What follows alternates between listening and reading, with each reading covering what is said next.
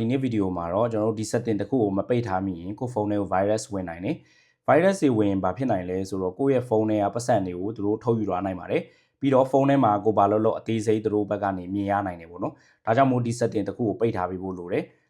အရင်ဆုံးကျွန်တော်တို့ဖုန်းထဲမှာ setting ကိုသွားလိုက်ပါ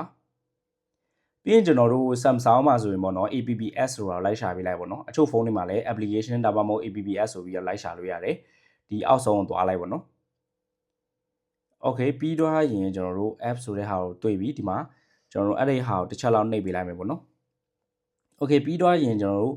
ဒီ Samsung မှာဆိုရင်ပေါ့နော်ဒီညာဘက်တောက်ဆိုတော့အဆက်30တစ်ချက်လောက်နှိပ်လိုက်လို့ရတယ်ပြီးရင်ဒီနေရာမှာ3ခုရှိမယ် permission manager ဒုတိယတစ်ခုက special access ပေါ့နော်နောက်တစ်ခုကတော့ကျွန်တော်တို့မလိုပါဘူးပထမတစ်ခုက permission manager ကျွန်တော်တို့အချို့ဖုန်းတွေမှာဆိုရင် permission manager ကိုနှိပ်ပြီးတော့မှသွားလုပ်လို့ရတယ်ပေါ့နော် Samsung မှာဆိုရင်ကျွန်တော်တို့ special access ကိုနှိပ်ပေးရပါမယ်ပြီးရင်ကျွန်တော်တို့ဒီနေရာမှာအောက်ကိုတစ်ချက်လောက်ဆွဲချလိုက်ပြီးရင်ဒီအောက်မှာတွေ့တဲ့ install unknown application ပေါ့နော်ဒါကိုတစ်ချက်လောက်နှိပ်ပေးလိုက်ပေါ့နော်တကယ်လို့ဒီနေရာဒီ setting ကိုကျွန်တော်တို့အချို့ဖုန်းတွေမှာမတွေ့ရင်ဘယ်လိုလုပ်ရမလဲဆိုတော့ဖုန်းထဲမှာပါနိုင်တယ်ပေါ့နော်ဒီ search bar ကကျွန်တော်ဖုန်းတိုင်းမှာပါပါတယ်ဖုန်းတိုင်းရဲ့ setting မှာပါတယ်ပေါ့နော်အဲ့ဒီဟာလေးကိုတစ်ချက်လောက်နှိပ်ပြီးရင်ကျွန်တော်တို့ခုနက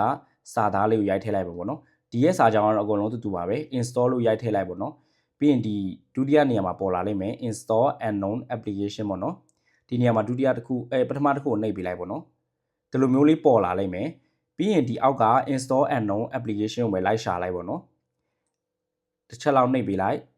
Okay ပြီးတော့ရင်ကျွန်တော်တို့ဒီနေရာမှာမလုပ်ရမလဲဆိုတော့အချို့ virus ကိုက်တဲ့ application တွေကကျွန်တော်တို့ Chrome နေရာနေလာတတ်ပါတယ်ဥပမာ Chrome မှာကျွန်တော်တို့စာဖတ်နေတာပဲဖြစ်ဖြစ်တခုလုံးနေတာပဲဖြစ်ဖြစ်ပေါ့နော်ကျွန်တော်တို့မသိလိုက်ခင်မှာပဲကျွန်တော်တို့ဖုန်းထဲကို install လုပ်သွားပါတယ်ဒီလိုမျိုး install လုပ်သွားတာတွေပိတ်လို့ရအောင်အတွက်ကျွန်တော်တို့ဒီနေရာမှာ setting လေးကိုပိတ်ပေးရမယ်ပေါ့နော် Chrome ဒီနေရာမှာအပြအောင်လေးရှိရဆိုတစ်ချက်လောက်ပိတ်ပေးလိုက်